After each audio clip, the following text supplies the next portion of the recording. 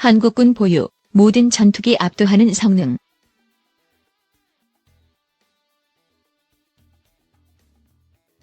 김정은이 북한군 항공 및 반항공군 지휘부를 시찰한 소식이 13일 노동신문을 통해 공개되면서 김정은 집권 이후 북한 공군의 위상이 급격히 높아지고 있는 정황들이 곳곳에서 포착되고 있는 가운데 북한이 러시아에 최신형 전투기 판매를 요청했다는 주장이 제기되면서 사실 여부에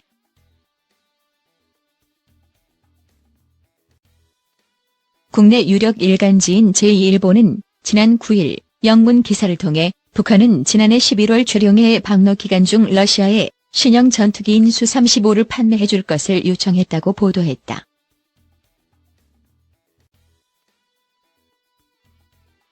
사실 유엔 안전보장이사회의 대북 제재에도 불구하고 러시아와 중국이 북한에 무기를 판매해왔다는 사실은 공공연한 비밀이었고 누구도 별 관심을 가지지 않아왔지만 판매가 추진되는 품목이 수-35라면 이야기가 많이 달라진다.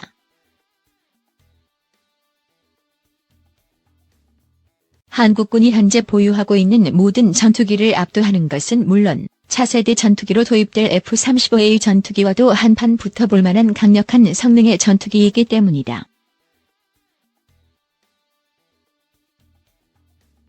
차세대 전투기 수-35S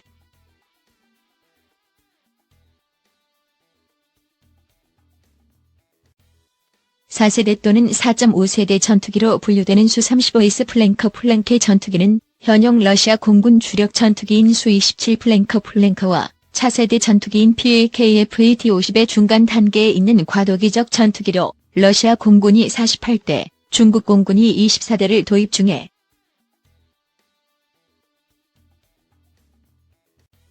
우리 공군의 F-15K 전투기보다 큰 덩치를 자랑하는 대형 전투기이지만 레이더 탐지 면적은 더 작고 레이더 성능이나 속도 성능 등은 더 강력하다는 평가를 받는다. 이 전투기에서 가장 강력한 것으로 평가받는 것은 바로 레이더이다.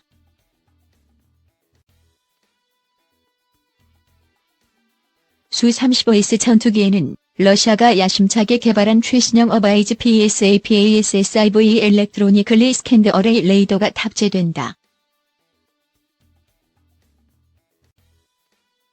PSA 방식의 레이더는 우리 해군의 최신 이지스 구축함의 스파이-1D 이지스 레이더에도 적용되는 기술로 기존의 기계식 레이더가 좌우로 움직이며 레이더 전파를 쏘는 것과 달리 고정된 면에 부착된 수백에서 수천 개의 송수신 모듈에서 실시간으로 전파를 쏘고 반사파를 수신하기. 수-35S에 탑재된 어바이즈 레이더는 우리 공군의 주력 전투기인 F-15K를 약 250km, KF-16을 약 150에서 200km 거리에서 탐지할 수 있는데 30개 표적을 동시에 추적해 이 가운데 8개의 표적에 대해 100km 밖거리에서 R-27 등의 중거리 공대공 미사,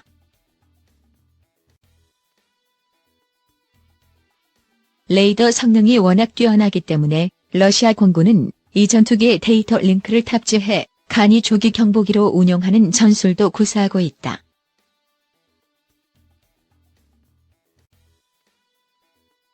기동 성능 역시 대단히 뛰어나다.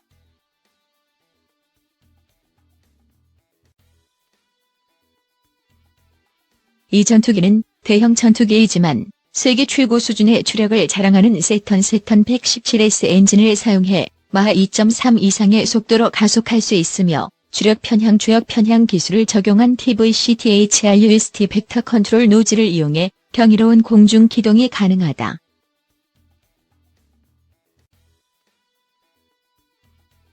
일반적인 항공기의 방향 전환은 날개의 플랩을 움직이는 방식으로 이루어지는데 수-35S는 플랩뿐만 아니라 엔진 노즐의 분사 방향을 움직여 기체의 자세를 바꾸는 기술이 적용된 것이다. 이 기술은 지난 1996년 서울 에어쇼에 출품된 수-37 전투기가 보여준 코브라 기동 표기체 부즈 코브라와 같은 고난도 비행을 가능케 하는 등 근접 공중전에서 강력한 위력을 발휘한다.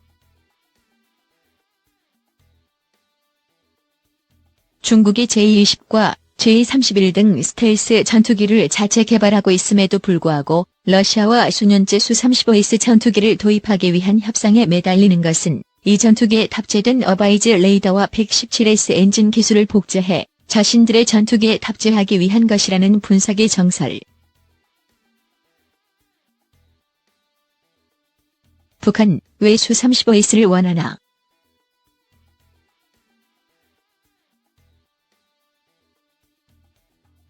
최근 국방부가 발간한 2014 국방백서를 보면 북한의 전투기 보유 숫자는 820여 대가량이다.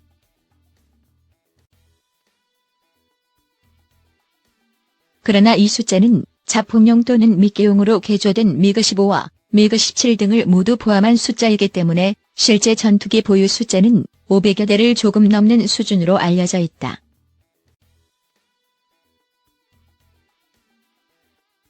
실질적으로 공중 전투가 가능한 기체는 미그-19 전투기 100여 대, 미그-21과 미그-21의 중국제 복제판인 J-7 전투기 200여 대, 미그-23 전투기 56대, 미그-29A 전투기 20여 대 등 370여 대와 공격기인 수-25 34대 등 400여 대 수준이다.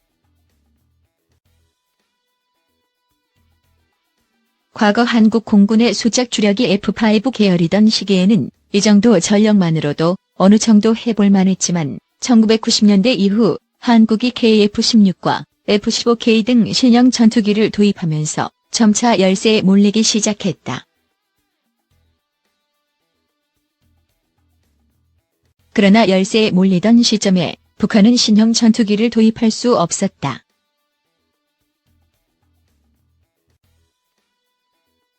경제 위기에 몰려있던 러시아가 한국으로부터 경협 차관을 받던 시기였고 한국과의 경제협력 관계를 강화해 나가던 역시 북한을 대놓고 도울 형편이 되지 못했으며 이 시기에 북한은 김일성이 사망하고 고난의 행군이라 불리던 극심한 경제난과 식량난 속에 허덕이고 있었기.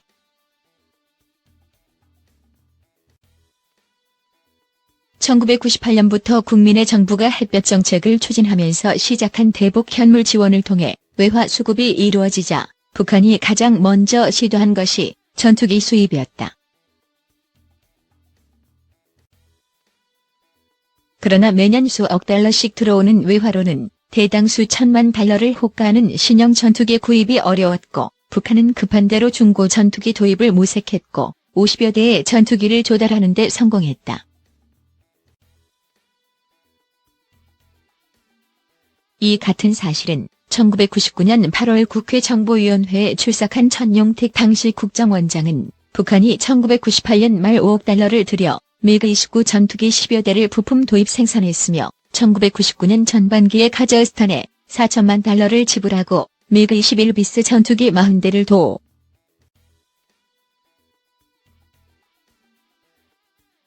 그러나 1999년 이후 북한은 외국으로부터 신형 전투기를 도입하지 못했다.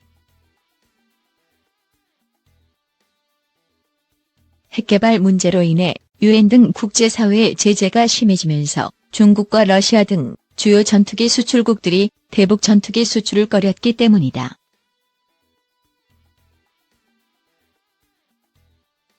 전투기 노후화가 극심해지자 북한은 해외에서 밀수를 통해 부품을 조달하는 방식으로 겨우 공군력을 유지해 나갔으나 여기에는 한계가 있었다. 2001년과 2008년에는 중국에 FC-1 전투기를 판매해줄 것을 요청했으나 거절당했고 2010년 5월에는 북경을 방문한 김정일이 후진타오 주석에게 중국의 최신형 전투기 J-10 제공을 요청했지만 이 역시 거절당했다.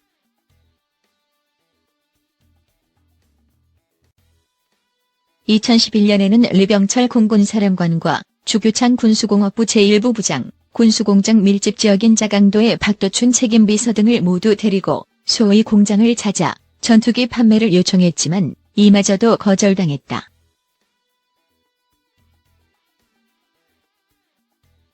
최고 존엄이 외국에 가서 구걸하다가 망신만 톡톡히 당하고 돌아온 것이다.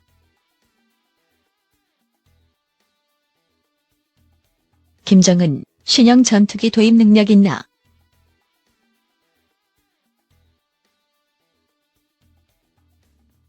김정은 집권 이후 한동안 구걸에 나서지 않았던 북한이 러시아에 신형 전투기 판매를 요청한 것은 최근 변화하고 있는 국제 정세 때문인 것으로 보인다. 최근 우크라이나 문제에서 시작된 러시아와 서방 세계의 갈등으로 인해 국제사회의 대북 봉쇄 공조에 틈이 벌어졌기 때문이다.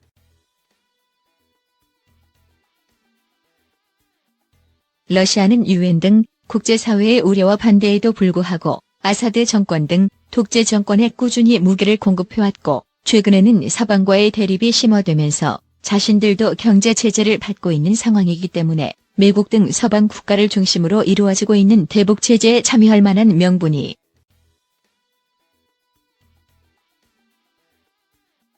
특히 루블화 가치 폭락에 따라 러시아제 무기를 그 어느 때보다 더 싸게 구입할 수 있는 환경이 만들어진 만큼 북한으로서는 이 기회를 놓칠 이유가 없다.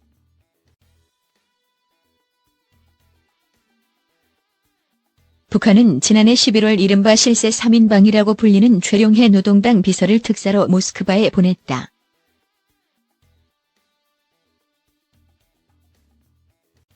지난해 11월 러시아를 방문한 최룡해 비서는 연해주 콤소몰스크 아무레 감사말스카네머에 있는 가가린고게론 항공기 공장을 방문해 이곳에서 생산되고 있는 러시아의 최신 스텔스 전투기 PAKF-AT-50 전투기 판매를 요청했다.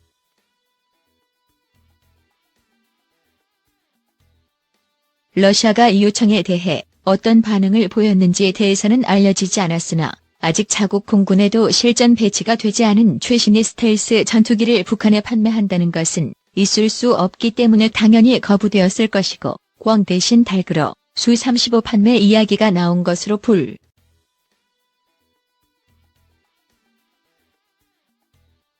그러나 북한에 대한 수-35S 판매 보도가 나오자마자 러시아의 한 군사 전문가는 즉각 부정적인 입장을 내놓았다.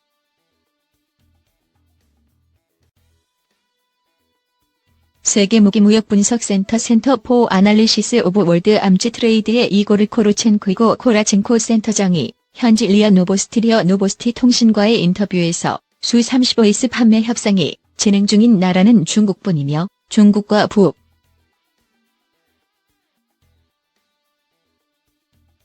서방 언론이 자주 인용하는 러시아의 유력 군사 전문가인 코르첸코는 러시아 국방장관의 정책자문위원이자 군사전문지 편집장으로도 활동한 바 있는데 강한 반서방 성향을 가진 것으로 유명한 인물이다. 러시아의 우크라이나 침공에 네이토가 반발하며 국경 경비를 강화하자 미국과 네이토가 러시아를 위협해 냉전시대로 회귀하려 한다고 주장하는가 하면 러시아가 분쟁국 및 독재 정권에 대한 무기 판매를 늘리고 있다는 스톡홀름 국제평화연구소의 2014년 보고서에 대해서는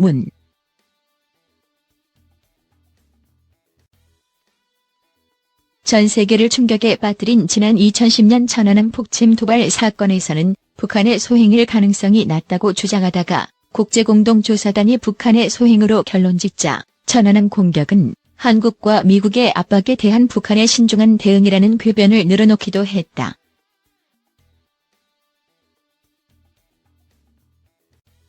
즉, 코르첸코의 주장은 북한은 전쟁만 생각하는 나쁜 나라가 아니다라는 사실을 강조하며 북한을 옹호하고 변호하기 위해 나온 것이기 때문에 신뢰성이 떨어지며 이 보도가 나오기 이전에도 북한은 신형 전투기 도입을 위해 여러 차례 문을 두드린 바 있기 때문에 전투기 판매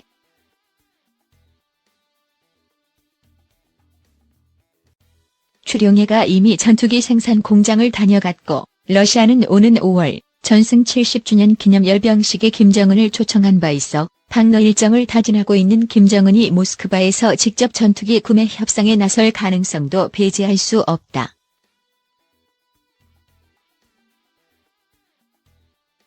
문제는 북한이 이 같은 전투기를 구매할 능력이 있느냐 하는 것이다. 코르첸코는 북한이 결제 능력이 없다고 주장했지만 북한은 수-35S 전투기를 구매할 수 있는 충분한 여력이 있다.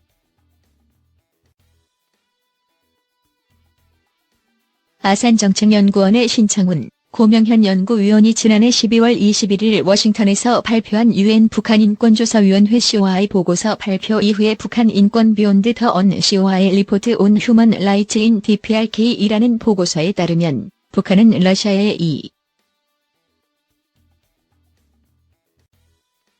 미 의회 조사국 콩그레스 리서치 서비스 보고서와 헤리티지 재단 헤리티지 파운데이션 브루스 클랭너 선임 연구원은 북한이 마약 수출로 매년 평균 10억 달러가량의 외화를 벌어들이고 있다고 지적했고, 최근 김정은이 북한이 러시아에서 매년 벌어들이는 달러의 절반 혹은 마약 수출이나 관광 산업으로 매년 벌어들이는 달러만큼만 쓰더라도 수 35S 전투기 10대를 구입할 수 있다. 즉, 북한은 신형 전투기를 도입할 수 있는 충분한 경제력을 보유하고 있다.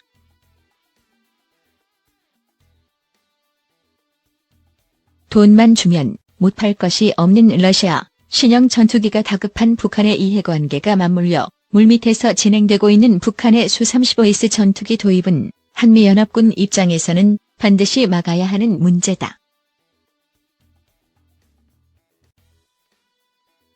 소량만 보유하더라도 북한의 방공 능력을 한 단계 끌어올릴 수 있는 강력한 성능을 가지고 있기 때문에 이미 물밑에서 치열한 외교전, 정보전이 진행되고 있을 가능성도 배제할 수 없다.